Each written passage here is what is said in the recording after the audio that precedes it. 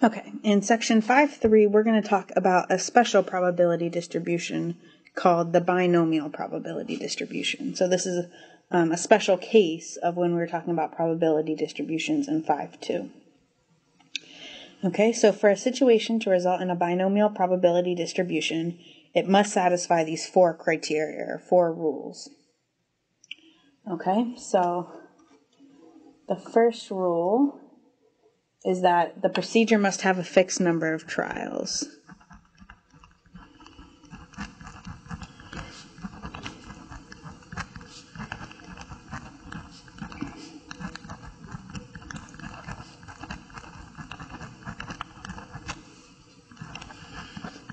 So whatever we're doing, we're only doing it a fixed number of times. So for example, you might be rolling a dice 5 times. We couldn't say that you're rolling a dice until you get a 3 because we don't know how many times that will take. So it has to be a fixed number. Okay, the trials must all be independent.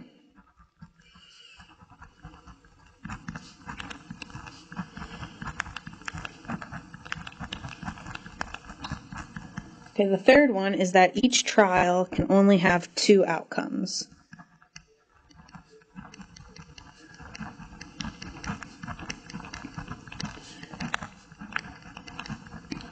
So the 2 outcomes, we always label 1 success and 1 failure.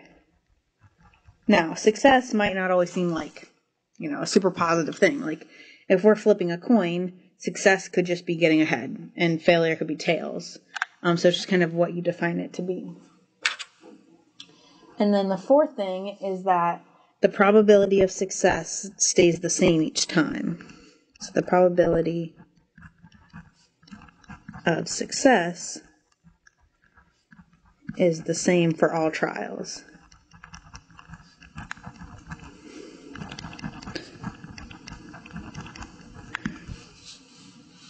Okay, so it just means whatever you define success to be, its probability doesn't have to be 50%. It could be 75%. Say you had a weighted unfair coin, and the probability of getting ahead was 75%. Now, as long as you use that same coin, the probability is always the same, then this rule is satisfied. Okay, so for a binomial probability distribution, the random variable is the number of successes.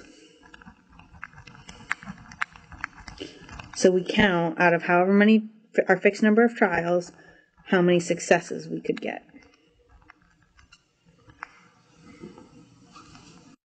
Okay, so we're going to look at a bunch of situations and decide, are they a binomial distribution? Okay, so the first one says roll a 12-sided die 8 times and record whether or not a 10 was rolled.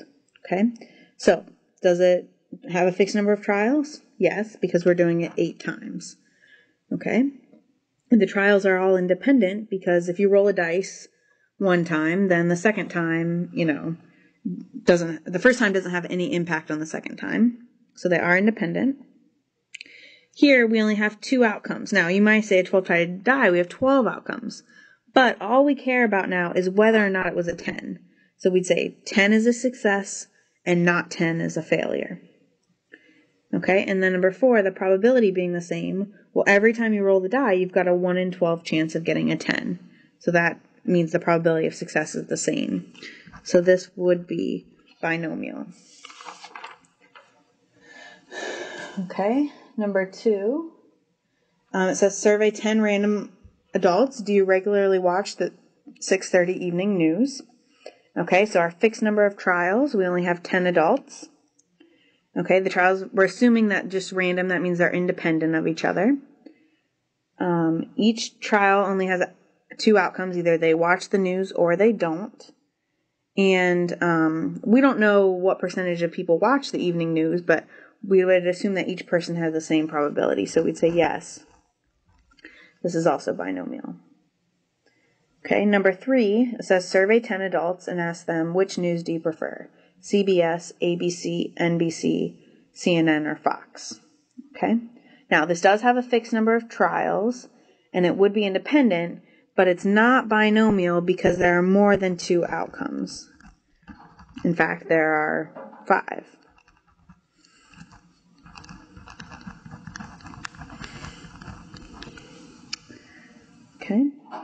Number 4 says you've got a 3-color spinner. So, you've got, for a game or something, you've got, let's just say, red, blue, and yellow, and you're spinning it to get a color. So it says count the number of times it takes to get red 5 times. Now, here, I kind of gave this example with the dice already. We don't know how many times it's going to take to get the red. So this is not binomial because there's not a fixed number of trials.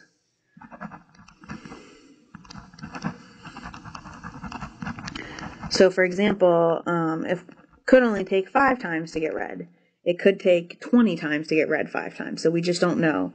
So it's not a fixed number of trials. Okay, number 5 says record the weights of the 7 newborns at a particular hospital one day.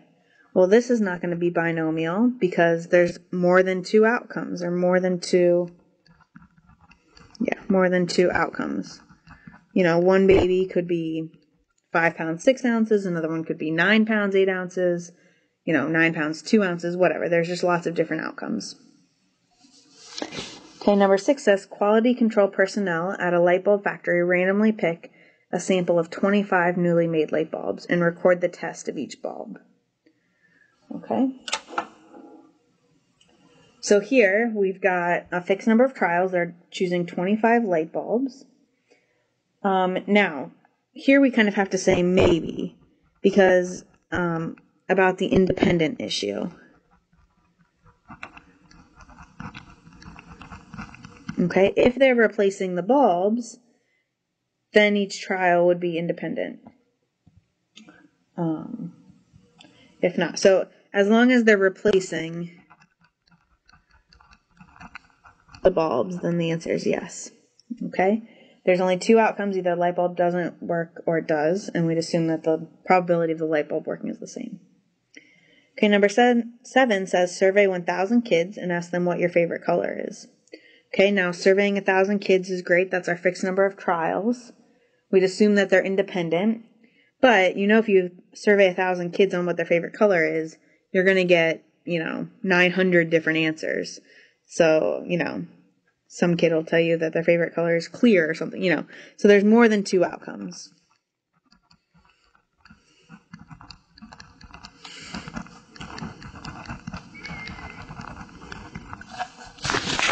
Okay, and our last one, number 10, says you've got 10 red marbles and 5 blue marbles in a sack. 15 people each draw 1 marble from the sack and record the results, so whether it's blue or red. So here we've got a fixed number of trials. We've only got 2 outcomes. And then here's where we have to be careful. So again, we'd say maybe. Okay, if the marbles are replaced between each time, then it would be independent and you have the same probability.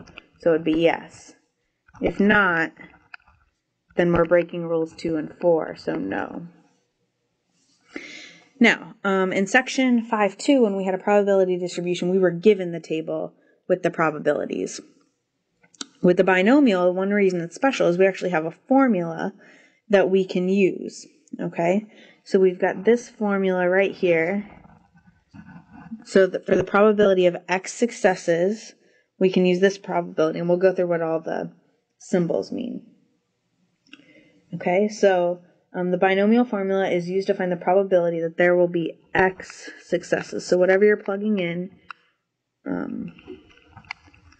so out of N trials. So we're going to do the procedure N times, and we want to know what's the probability that, X happens. So for example, if we're rolling a dice 5 times, we could say, what's the probability of getting 3 2s?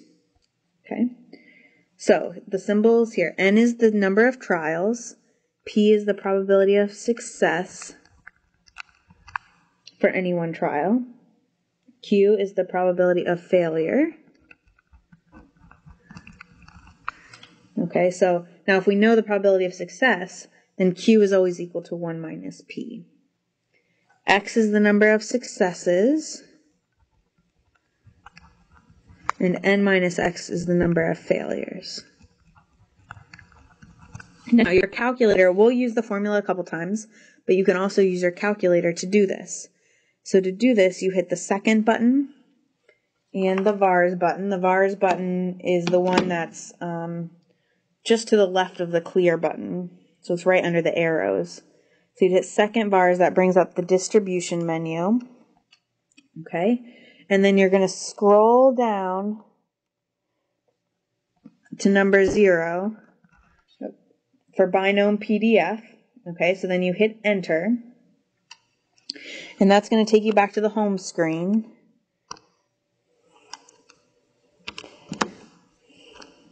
Actually, you don't. Yeah, so it'll take you back to the home screen. So on your home screen now, it'll say binom PDF. Okay, and with a parenthesis. Then you'll enter whatever number you have for n, so the number of trials. Then you'll put a comma. The comma is the button right above the 7. Then you'll put in your p-value, your probability of success. You'll put another comma, and you'll put what number of probability you're looking for. So how many of successes you're looking for the probability of. So the x. And then you'll close your parenthesis and hit enter. Okay, you do have to make sure you put this in the correct order, NPX. But one thing to notice, to help yourself remember, these happen to be in alphabetical order. So for NPX. So that way you can remember the order. Okay, so now we'll actually do some problems. So the first one says, given we've got 10 trials, the number of trials, n is 10, and the probability of success for any one trial is 0.5. So, to give yourself a concrete example, you could be flipping a coin 10 times, and we're calling head success. So failure, remember Q is always equal to 1 minus P, so this would be 1 minus 0.5, or 0.5. So let's say we wanted to find the probability of 5 heads out of 10 flips. So that's P of 5. Okay, now remember the formula was n factorial over x factorial n minus x factorial p to the x q to the n minus x. Okay, so n minus x here, if n is 10 and x is 5, then n minus x is 5. So we're going to plug it into this formula, everything into this formula here. N is 10, so we've got 10 factorial over 5 factorial, 5 factorial. Our p, remember, is 0.5, so 0.5 raised to the 5, x is 5.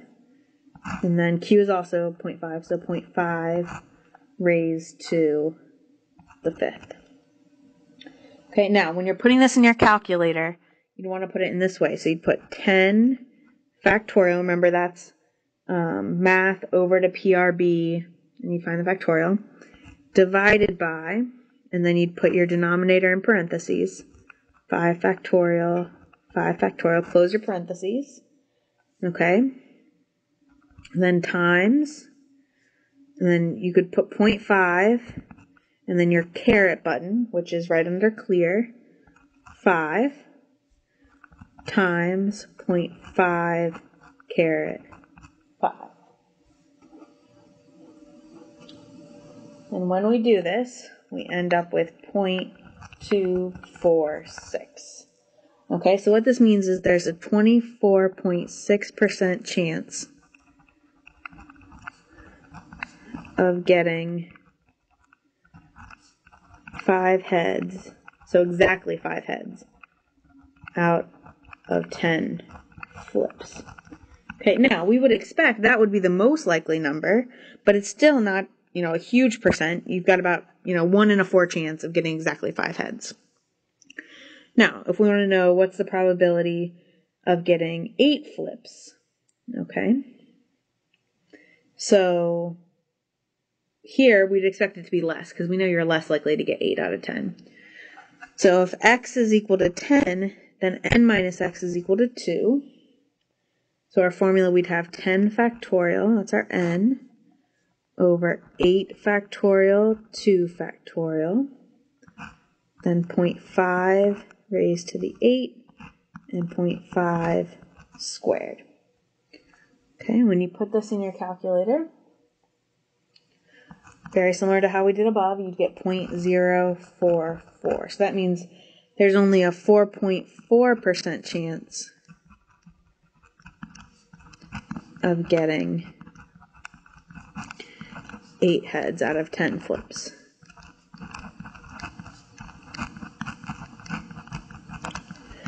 Now, let's say we change it just a little bit. And we'll start using our calculator too, just to, instead of writing out the formula each time. So it says, given our number of trials, we've still got n equals 10. But now our probability of success is 0.7. So say we've got an unfair coin, okay? It's more likely to land on heads. Well, Q would be 1 minus 0.7, which would be 0.3, which we actually don't need if we're going to use our calculator. You just need if you're using the formula. So 7 successes out of 10 trials would be P of 7. So X would be 7. Here, N minus X would be 3. But again, remember, we can use our calculator and do binom PDF, okay, of N. So N is 10. P, which is 0.7. And X, which is 7. Okay, and if you put that into your calculator, you get 0.267. Okay, so there'd be a 26.7% chance of getting 7 out of 10. Okay, 4 successes, so our X now would be 4. Now, our N and our P stay the same because our N, we're still doing 10 trials, and our P. So here we would do binom PDF, which stands for binomial probability distribution, 10.7, and now our X is 4. Okay, so here we'd get 0.037. Now, if you happen to be doing it by hand, N minus X would be 10 minus 4, so we would have 6. If we want to do 10 successes out of 10 trials, we would do binom PDF of 10.7 comma 10. Our X is 10 now. Now that would make our N minus X 0, but our probability that we get there is 0.028.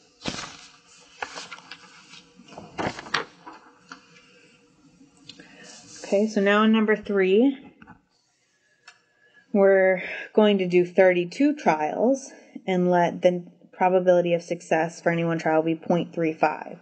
So that means our probability of failure would be 1 minus 0.35, or 0.65. So if we did 11 successes out of 32 trials, we'd be putting in our calculator binom PDF 32, and our P 0.35, and then X, which is 11, what number you're plugging in, and here we would get 0.147. Now, if you're doing it by hand, N minus X would be 32 minus 11, which gives you 21. Okay. If we want to find the probability of 8 successes out of 32 trials, P of 8, we would do binom PDF of 32.35 and then our number 8. Now, of course, N minus X, well, this gives us, if we do it on our calculator, 0.077. And N minus X, if you needed it, would be 24, just 32 minus 8. To find 20 successes out of 32 trials, the only thing we're doing is replacing that X. So it would be binom PDF 32, 0.35, 20. And here we get 0.00098. Okay, and of course N minus X would be 12. Okay, and 0 successes out of 32, we're just replacing that X with 0, so we'd have binom PDF of 32.350. Okay, and here we get 0.000001. Very, very small chance that out of 32 trials you'd have absolutely no successes.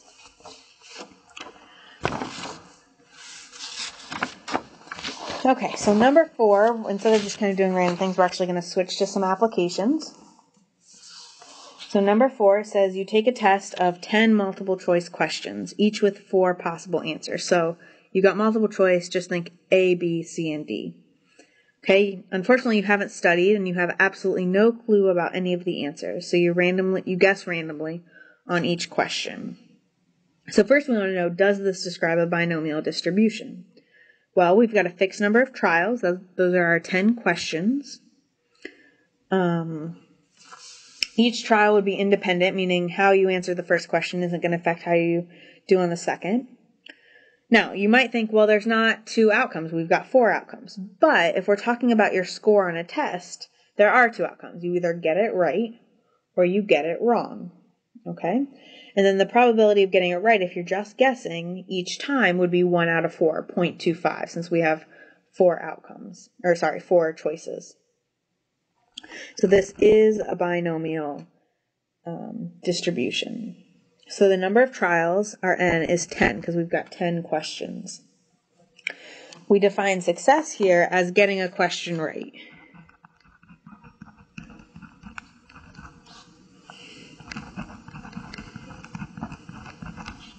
So getting a question correct.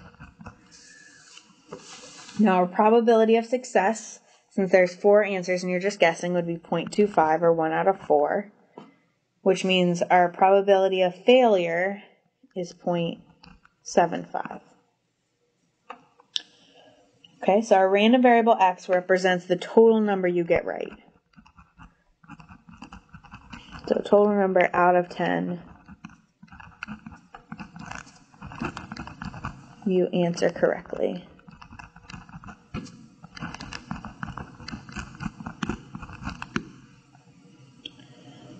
Okay, so the question says, what is the probability that you will get half, so exactly 5, of the 10 questions correct? Okay, so this means our number of successes would be 5. Now our number of failures would also be 5. So P of x, we could use the formula, or you can do binom PDF. Okay, our n, remember we have 10 trials. Our P is 0.25, and our x is 5. So here we get 0.058. That means you have a 5.8% chance, if you're randomly guessing, of getting exactly half.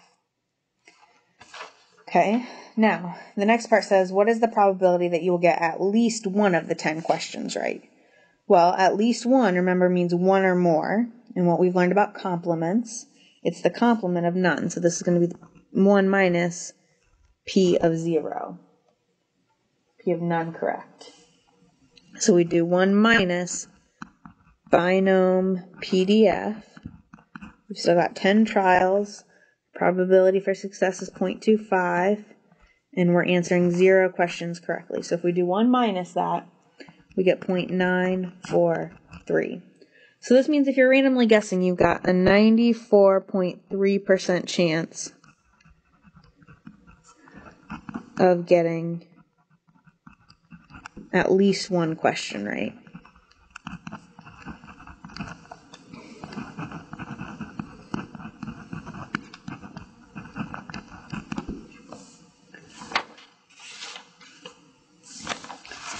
Okay, we've got one more problem. So this one's about a pharmaceutical company. So this pharmaceutical company is testing a large batch of aspirin tablets. So they've got 1,000 tablets. They're going to choose 25 of those. And if all of them are good, then they're okay. If any of them are bad, then they reject the whole batch. Okay, now, unknown to them, we just happen to have some magic information. 100 of the 1,000 tablets are defective, so 900 of them are good. So we want to know, what's the probability that this batch will be accepted, even though there are those 100 bad pills hanging around there. So first we have to ask ourselves, is this a binomial situation? So we've got a fixed number of trials, because we're going to pick 25 of the tablets. The trials are independent. The probability, there's only 2 outcomes, either it's good or it's not. And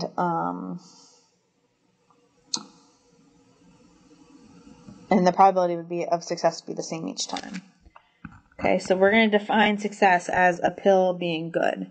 So pill not being defective.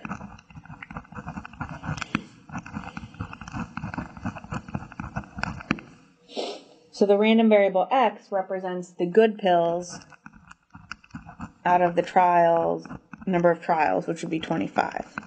So number of trials is 25. Now, the only thing we're interested to know if it's actually going to pass is 25 good pills. So the number of failures we're going to allow is 0. So the probability of success is going to be there's 900 good tablets out of 1,000. So we get 0.9 probability of success, which means our probability of failure is 0.1. And we're looking for P of 25. Okay, so to do this, we would do binom PDF of 25, 0.9, 25. And this gives us 0.072. So this means there's about a 7.2% chance of them accepting this whole batch of pills, even though there's 100 bad ones in there. So that's actually our next page. It says, so the probability that this batch will be accepted is about 7.2%. So not super high. Okay, and then the very last part says, what is the probability that exactly 3 of the 25 tablets in the sample are bad? So 22 are good. So since we've set up success as being the good pills, we're going to say P of 22. So we do binom PDF of 25, 0.9, 22.